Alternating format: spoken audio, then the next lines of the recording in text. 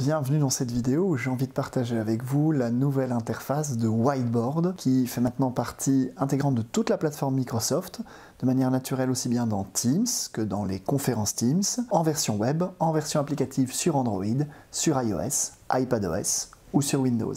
C'est par ici.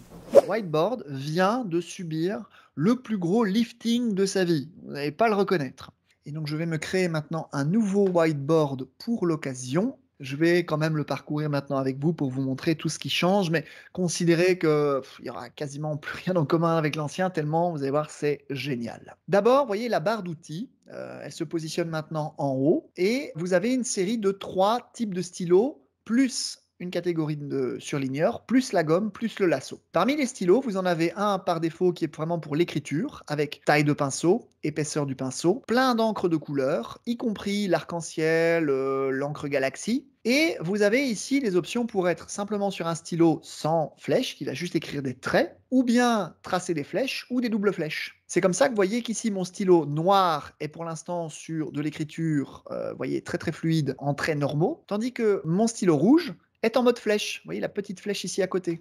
Quand je clique dessus, je vois que c'est sur une flèche simple. Ici, je vais pouvoir faire une double flèche. Et enfin, les surlignages qui, eux, restent évidemment avec les mêmes options. Autre changement, c'est la barre de navigation. Vous avez le menu Home qui ramène sur la liste de tous vos tableaux blancs. Vous avez Annuler, Refaire. Ici, le nom du tableau que vous pouvez directement modifier. Je vais appeler ça, je vais l'enregistrer avec la touche Entrée. Ça permet de titrer plus facilement vos tableaux. Vous avez ici le menu à gauche qui reprend maintenant 3 catégories. La flèche, c'est pour faire de la navigation sélection sans dessiner. Le menu ici de la barre de stylo pour le faire apparaître ou disparaître et sélectionner un stylo pour pouvoir alors dessiner, écrire. Et enfin, la touche plus qui vous permet de créer des objets, des éléments dans votre tableau. Je vais dézoomer un petit peu mon tableau, je vais me mettre ici sur le côté et je vais vous montrer ici on a les notes. Alors ça, on les avait déjà avant, donc si je vais par exemple créer, voilà, hop, un petit post-it, je peux le redimensionner, je peux toujours évidemment aussi le pivoter,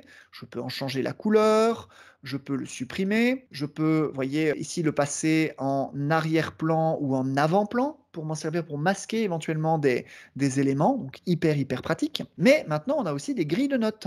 Je vais cliquer ici et je vais prendre cette grille et je vais la taper là. Je vais pouvoir donner un titre à ma grille. Vous voyez qu'il y a des petites lignes pointillées maintenant pour aligner les éléments les uns par rapport aux autres. Sur ma grille de notes, je peux rajouter des notes supplémentaires. Chaque note est indépendante. Vous allez pouvoir en changer l'ordre. Vous allez pouvoir dactylographier dedans, dessiner par-dessus, changer les couleurs, supprimer des notes du petit tableau. Donc très polyvalent. Vous avez des modules qu'on connaissait par le passé, le module texte, qui lui, pour le coup, ne change pas énormément.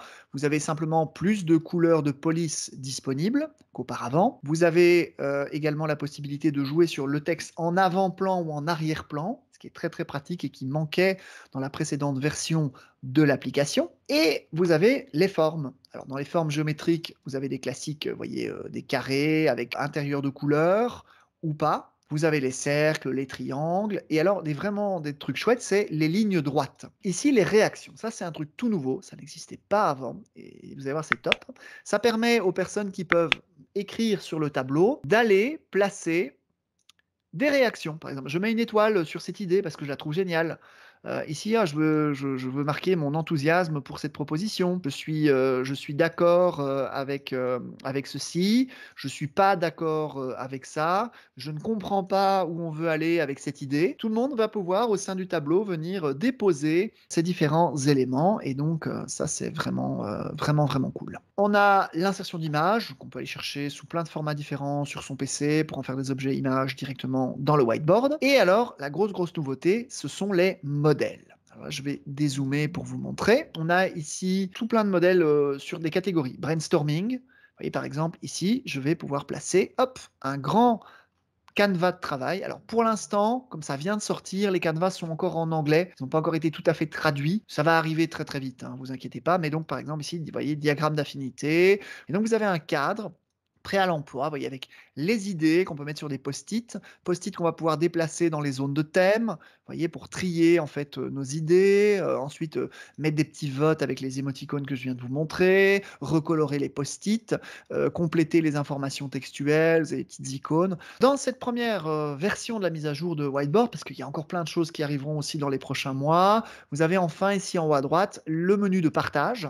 Et enfin, ici, le petit pignon avec l'export en image de votre tableau, image haute définition pour l'insérer dans des documents, etc. Vous avez aussi une amélioration, une reconnaissance en fait quand vous dessinez dessus des formes manuscrites ou des formes géométriques. Vous pouvez désactiver cette reconnaissance automatique si elle vous embête. Vous pouvez ici également choisir, si on était dans un tableau partagé, est-ce que les autres à qui je l'ai partagé peuvent uniquement le voir ou le modifier avec moi. Et enfin, les arrière-plans. Ici, vous avez plein d'arrière-plans avec des fonds de couleur, avec ici des pointillages.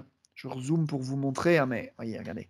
Hop, donc plein de petits points. Vous avez également des quadrillages avec des carrés larges.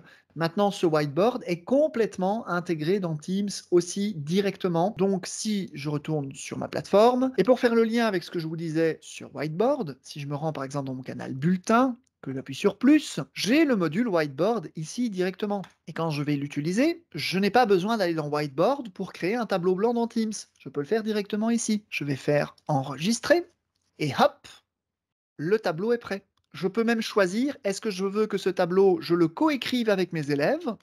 Tout le monde peut modifier dans ma classe pour l'instant. Ou est-ce que je le mets en mode présentation? C'est moi qui dessine dessus, mes élèves regardent. C'est au choix. Moi, je vais le faire en mode collaboratif et voyez, on retrouve exactement ce que je vous avais montré. Vous avez toujours au-dessus la petite option avec la double flèche, ici, qui permet d'élargir l'élément central pour masquer la colonne de navigation à gauche, si vous voulez pouvoir profiter de plus d'espace. J'espère que cette vidéo vous a plu et vous a semblé utile. L'application Whiteboard est directement mobilisable dans les conférences Teams lorsqu'on active le bouton dans les fonctions de partage de la conférence, et donc elle permet vraiment d'apporter une réelle valeur ajoutée avec cette nouvelle interface complètement unifiée. Je vous dis à très bientôt.